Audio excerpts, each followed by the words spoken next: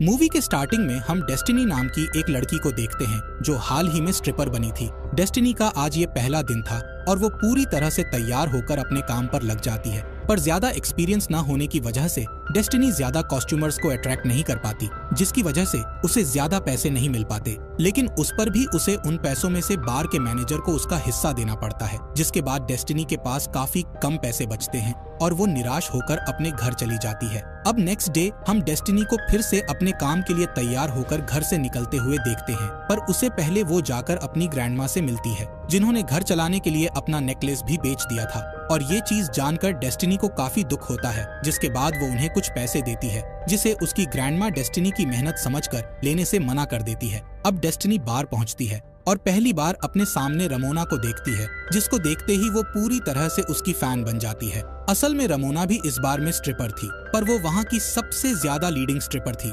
जिसके एक एक मूव के पीछे कस्टमर पानी की तरह पैसा उड़ाते थे। और ये चीज देख डेस्टिनी भी रमोना से ये सब सीखना चाहती थी। आगे जब रमोना बार के टेरेस पर होती है तब डेस्टिनी वहाँ जाती है और पहली बार दोनों एक दूसरे की बातें करते हैं और थोड़ी ही देर में काफी अच्छे दोस्त बन जाते हैं। डेस्टिनी यहाँ रमोना को बताती है कि वो अभी अभी स्ट्रिपर बनी है और इस वजह से उसे ज्यादा कुछ नहीं आता, जिसकी वजह से वो पैसे नहीं कमा पा रही है, जिस पर रमोना इन चीजों में उसकी मदद करने का उसे वादा करती है। जिसके बाद हम डेस्टिनी को रमोना से कुछ डांस स्टेप्स सीखते हुए देखते हैं, जिन्हें धीरे धीरे करके वो सीख भी जाती है। अब आगे हमें 2014 का समय दिखाया जाता है, जहां डेस्टिनी एलिजाबेथ नाम की एक रिपोर्टर को अपना इंटरव्यू दे रही थी। और अब तक हमने जो भी मूवी में देखा वो सब डेस्टिनी का 7 साल पहले का पास्ट था, जिसे वो उसे रिपोर्टर को बता रही थी। यहाँ एलिजाबेथ डेस्टिनी से पूछती है कि कब उनके लाइफ में चीजें आउट ऑफ कंट्रोल होने लगी, जिस पर डेस्टिनी कहती है कि रमोना हमेशा से कंट्रोल में ही थी। अब कहानी फिर से 2007 में आती है, जहां रमोना डेस्टिनी को बताती है कि उनके काम में 3 तरह के कस्टमर्स हैं। पहले है वुल्फ स्ट्रीट के वो कस्टमर्स जो अपना काम लीगली करते हैं, लेकिन उनके पास पैसे ज्यादा नहीं होते, इसलिए वो ज्यादा खर्च भी नहीं कर पाते। दूसरे जो कि काफी ज्यादा अमीर होते हैं और दिल खोल के पैसे खर्च कर पाते हैं। पर सबसे ज्यादा पैसे खर्च करने वाले प्राइवेट कस्टमर्स होते हैं, जो प्राइवेट रूम्स हायर करके स्ट्रिपर को अपने हिसाब से यूज करते हैं, जिसमें कोई भी लिमिट नहीं होती और इसमें लाखों तक भी पैसे कमाए जा सकते हैं। अब डेस्टिनी इन बातों को ध्यान में रखकर अपने कस्टमर्स के साथ डील करने लगती है और जल्द ही वो काफी ज्यादा यहाँ से पैसा कमाना शुरू कर देती है। धीरे धीरे डेस्टिनी की फाइनेंशियल कंडीशन भी अच्छी होने लग गई थी और इसी बीच वो अपने लिए काफी सारी शॉपिंग भी करती है। अब एक दिन रमोना डेस्टिनी को अपने घर ले जाती है और अपनी बेटी से मिलाती है, जिसके बाद दोनों अपने फ्यूचर के बारे में काफी बातें करते हैं कि यहाँ से आगे उन्हें क्या करना है और उनके लाइफ में गोल्स क्या क्या है। जिसके बाद कहानी फिर से 2014 में आती है, जहां डेस्टिनी रिपोर्टर से पूछती है कि क्या वो इंटरव्यू में बताई गई सारी कहानियां प्रिंट करने वाली हैं, क्योंकि वो नहीं चाहती कि सोसाइटी स्ट्रिपर्स को गलत नजरिए से देखें। वो सिर्फ यही बताना चाहती है कि वो लोग भी मेहनत करके पैसे कमाते हैं और सबकी तरह अपना गुजारा करते हैं। अब कहानी वापस 2007 में आती है, जहां हम देखते हैं कि डेस्टिनी ने स्ट्रिपर्स के काम से बहुत पैसे कमा लिए थे, जिससे वो आराम की लाइफ जी रही थी। उसने एक नया घर भी ले लिया था और अब वो अपनी ग्रैंडमा को भी संभाल पा रही थी। ऐसे ही एक दिन जब डेस्टिनी बार में कुछ लिख रही होती है, तब उसे स्टीफन नाम का एक आदमी दिखता है, जो उसे उसकी हैंड राइटिंग के लिए अप्रिशिएट करता है। जिस पर डेस्टिनी कहती है कि उसके पास लैपटॉप नहीं है, इसलिए उसकी हैंड राइटिंग इतनी अच्छी है। और इसके जस्ट अगले सीन में हम डेस्टिनी के पास एक लैपटॉप देखते हैं, जो कि उसे स्टीफन ने ही दिया था। और इससे हम इस बात का अंदाजा लगा सकते हैं कि इस वक्त तक डेस्टिनी के पास किसी चीज की कमी नहीं थी। इसी समय में डेस्टिनी जॉनी नाम के एक लड़के के साथ रिलेशनशिप में भी आती है, जिसके बाद वो अपने लिए कार भी खरीदती है। डेस्टिनी के लाइफ में इस वक्त सब कुछ सही चल रहा था, पर यहाँ धीरे धीरे चीजें बिगड़ने लगी। स्टार्टिंग में तो जॉनी और डेस्टिनी में काफी प्यार था, पर आगे जाकर दोनों में काफी झगड़े होने लगते हैं।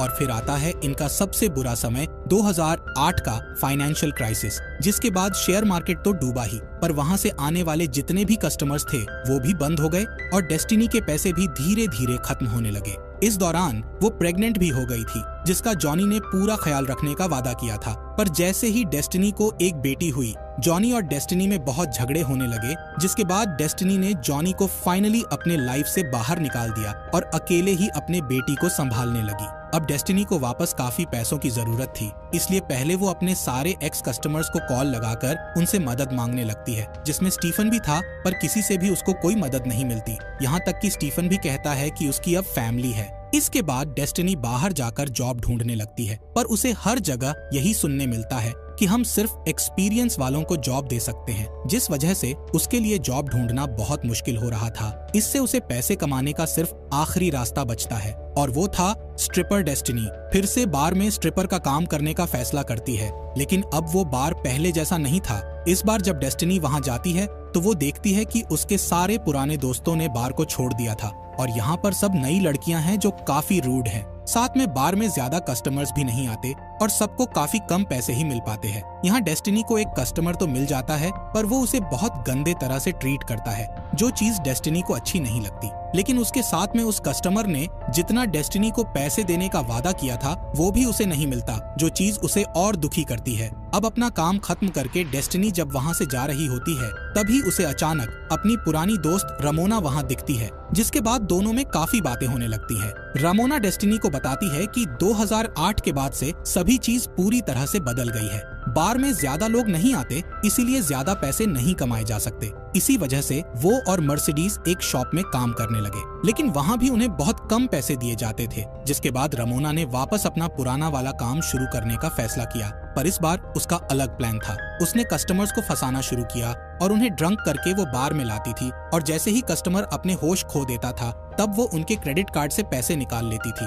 और ये चोरी जैसा भी नहीं था, क्योंकि इसमें कस्टमर्स खुद ही मर्जी से अपना क्रेडिट कार्ड और उसका पासवर्ड बताता था। पर ये प्लान भी ज्यादा समय नहीं चल पाया, क्योंकि कई कस्टमर्स ड्रिंक करते ही नहीं थे और इस वजह से कई बार उन्हें काफी लॉस भी हुआ। तब जाकर रमोना ने इस प्लान को एक लेवल ऊपर ले जाने का फैसला किया और उसने कस्टमर्स को बेहोश करके उनके कार्ड्स लेने का फैसला किया। रमोना ने सोचा कि अगर वो लोग कस्टमर्स के ड्रिंक में कुछ नशीली चीज मिला दे तो वो लोग जल्दी नशे में भी हो जाएंगे और उनका प्लान सक्सेसफुल भी हो जाएगा। आगे जब डेस्टिनी रमोना को अपनी कंडीशन बताती है, तब वो उसे अपना टीम ज्वाइन करने के लिए कहती है, जिसे डेस्टिनी मना भी नहीं कर सकती थी और वो उसे ज्वाइन भी कर लेती है। इसके बाद से दोनों और उनके बाकी दोस्त साथ मिलकर काम करने लगते हैं। वो लोग कस्टमर्स को ड्रंक करवाकर उनके कार्ड से पैसे निकाल लिया करते थे और टैबलेट्स के असर की वजह से कस्टमर्स को पिछले रात की कोई भी बात याद नहीं रहती थी। यहाँ तक कि रमोना और डेस्टिनी ने मिलकर खुद से ऐसी भी टैबलेट्स बनाई थी जो कि सिर्फ कस्टमर्स को बेहोश करती थी, ना कि उन्हें कुछ हार्म करती, और ये प्लान इनका बहुत अच्छी तरह चलने भी लगा। कुछ ही समय में ये लोग अपनी पुरानी वाली जिंदगी जीने लगे, जहाँ उनके पास पैसों की कोई कमी नहीं थी। डेस्टिनी ने अपनी ग्रैंडमा के घर के लिए काफी पैसे जमा कर लिए थे। रमोना भी अब अपनी बेटी को अच्छी तरह पाल रही थी। मर्सिडीज, जो लंबे समय से अपने बॉयफ्रेंड ड्रैगन को जेल से निकालना चाहती थी, उसने भी अब एक लॉयर को हायर कर लिया था और एनाबेल ने भी अपना एक नया घर खरीद लिया था। इस वक्त तक सभी काफी ज्यादा पैसे कमा चुके थे, इसलिए इन्होंने बाहर की बाकी लड़कियों को भी अपनी टीम में जोड़ने का फैसला किया, जिससे इन्हें और पैसे आ रहे थे। आगे क्रिसमस के दिन सभी एक दूसरे से मिलने का फैसला करते हैं, जहां सब ने एक दूसरे के लिए काफी सारे गिफ्ट्स लाए थे।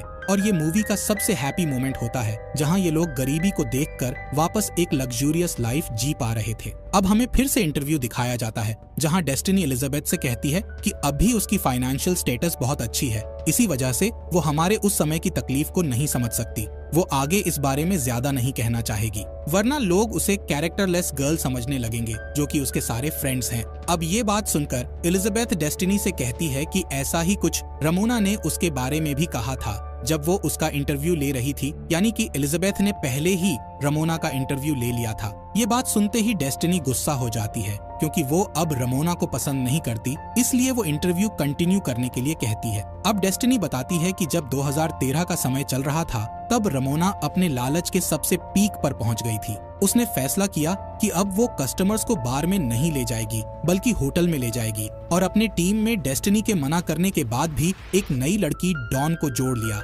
डॉन बहुत ज्यादा डॉन किस्म की लड़की थी, जिसे सिर्फ अपने पैसों से मतलब था। आगे एक रात जब मर्सिडीज रमोना के कस्टमर के साथ थी, तब होश में न होने की वजह से उस कस्टमर ने फर्स्ट फ्लोर से पूल में कूदने का सोचा, पर उसका इसमें एक्सीडेंट हो गया, और तब डेस्टिनी ने मर्सिडीज की उस कस्टमर को हॉस्पिटल ले जाने में मदद की। उस वक्त दोनों ने रमोना को कई कॉल्स किए, लेकिन उसने किसी भी कॉल का जवाब नहीं दिया, क्योंकि वो उस वक्त वो डॉन के साथ बिजी थी। अगले दिन जब डेस्टिनी अपने घर आती है, तब उसे पता चलता है कि उसकी ग्रैंडमा की डेथ हो गई है, जो चीज उसे अंदर तक तोड़ देती है। आगे उसके ग्रैंडमा के फ्यूनरल में रमोना भी आती है, जो उसे कहती है कि सब कुछ सही हो जाएगा और उसे फिर से इस काम को शुरू करना चाहिए। अब सीन वापस इंटरव्यू पर शिफ्ट होता है, जहां डेस्टिनी कहती है कि उसे लगा था कि वो लोग कहीं किसी पॉइंट पर जाकर रुक जाएंगे और ये सारी चीजें बंद कर देंगे, पर ऐसा नहीं हुआ। फिर एलिजाबेथ उससे पूछती है कि उसे डग के बारे में क्या पता है, जिस पर डेस्टिनी कहती है कि उसने आज तक डग का नाम भी नहीं सुना है और ये रमोना का एक और झूठ होगा, जिसके जवाब में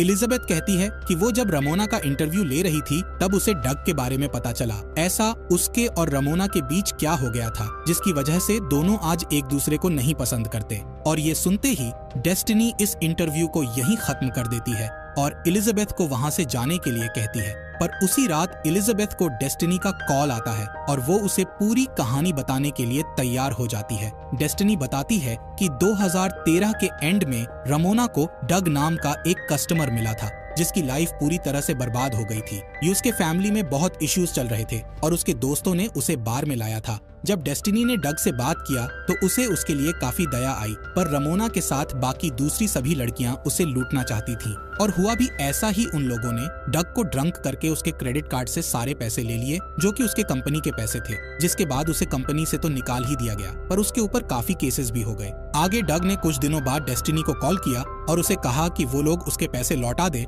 वरना उसे जेल हो जाएगी। जो चीज सुनते ही डेस्टिनी को उस पर दया आने लगी, पर ये चीज वहाँ बैठी रमोना भी नोटिस कर रही थी, जिसने डेस्टिनी के हाथ से फोन छीनकर कॉल को काट दिया। अब डग ने ये सारी बातें पुलिस ऑफिसर्स को बताई और कुछ कॉल रिकॉर्डिंग्स भी दिखाएं, जो कि डॉन के कॉल रिकॉर्डिंग्स थे, जिनसे ऑफिसर्स डॉन तक पहुंच गए और उसे इन्वेस्टिगेट करने लगे, जिसमें डॉन ने पूरा सच बता दिया और उसने ऑफिसर्स के साथ मिलकर उन चारों को पकड़ने का वादा भी किया, जिसके लिए एक स्टिंग ऑपरेशन भी रखा गया था, जिसमें डॉन एक माइक लगाकर सारा सच रिकॉर्ड करने वाली थी। डेस्टिनी को इस बात का थोड़ा आइडिया पहले से ही हो गया था, जिस वजह से वो लोग इसमें भी बच गए, लेकिन रमोना को तब भी ऐसा लग रहा था कि डॉन ऐसा नहीं कर सकती। लेकिन इसके बाद भी कोई ऑफिसर उन चारों को पकड़ नहीं पा रहा था क्योंकि उनके पास कोई भी सबूत ही नहीं थे। कई लोग यही भूल गए थे कि उनके साथ पिछली रात को हुआ क्या है और जिन्हें कुछ याद भी था वो शर्म की वजह से कुछ बताना नहीं चाहते थे। ऐसे ही ऑफिसर्स के पास एक दिन एक बिजनेसमैन की न्यूज आई जिसने एक रात में $1 लाख